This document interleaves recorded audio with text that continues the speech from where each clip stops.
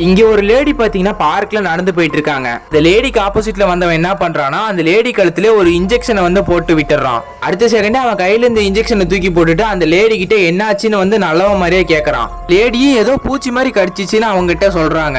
இங்க நடந்ததெல்லாம் அந்த பார்க்ல உட்கார்ந்த ஒரு பொண்ணு வந்து பாத்துட்டு நீ தான் அந்த பொண்ணு கழுத்துல ஏதோ ஊசி மாதிரி போட்டேன்னு சொல்லிட்டு போலீஸுக்கு கால் பண்றேன்னு சொல்லுவான். அதை கேட்டுட்டு அவன் என்ன பண்ணுவானா அந்த இடத்த விட்டு அவன் தப்பிச்சு ஓடி போயிருவான். பொண்ணு பாத்தீங்கன்னா அந்த லேடியை தூக்கிட்டு போய் அவன் உட்கார்ந்த பெஞ்சில வந்து அந்த லேடியை கூட்டிட்டு போய் உட்கார வைக்கிறாங்க. அந்த பொண்ணு பாத்தீங்கன்னா அந்த லேடி கிட்ட பதட்டப்படாம மூச்சு நல்லா இழுத்து விடுங்கன்னு சொல்றான். இது மாதிரியே அவ சொல்லிக்கிட்டு அந்த லேடிக்கு தெரியாம அவங்களோட ஹேண்ட்பேக்ல இருந்து அவங்க பர்ஸை வந்து திருடிடுவான். அடுத்ததான் அவன் என்ன பண்ணுவானா அந்த லேடி கிட்ட எனக்கு கொஞ்சம் வேலை இருக்கு, நீங்க வந்து பார்த்து பத்திரமா போங்கன்னு சொல்லிட்டு அந்த இடத்த விட்டு கிளம்பி போயிருவான். அந்த லேடியோட பர்ஸ் திருடிக்கிட்டு அவன் எங்க போயிருப்பானா அந்த இன்ஜெக்ஷன் போட்டவங்க கிட்ட தாங்க போயிருப்பான். இவங்க ரெண்டு பேரும் பிளான் பண்ணி தான் அந்த லேடியோட பர்ஸை வந்து திருடி இருப்பாங்க. அப்புறமா அந்த லேடி கிட்ட இருந்து திருடிட்டு வந்த பர்ஸை வந்து ரெண்டு பேரும் சேர்ந்து ஓபன் பண்ணி பார்க்கும்போது திடீர்னு பாத்தீங்கன்னா அந்த லேடி போலீஸை கூட்டிட்டு வந்து அந்த இடத்துல அவங்க ரெண்டு பேத்தையும் பிடிச்சிடுறாங்க.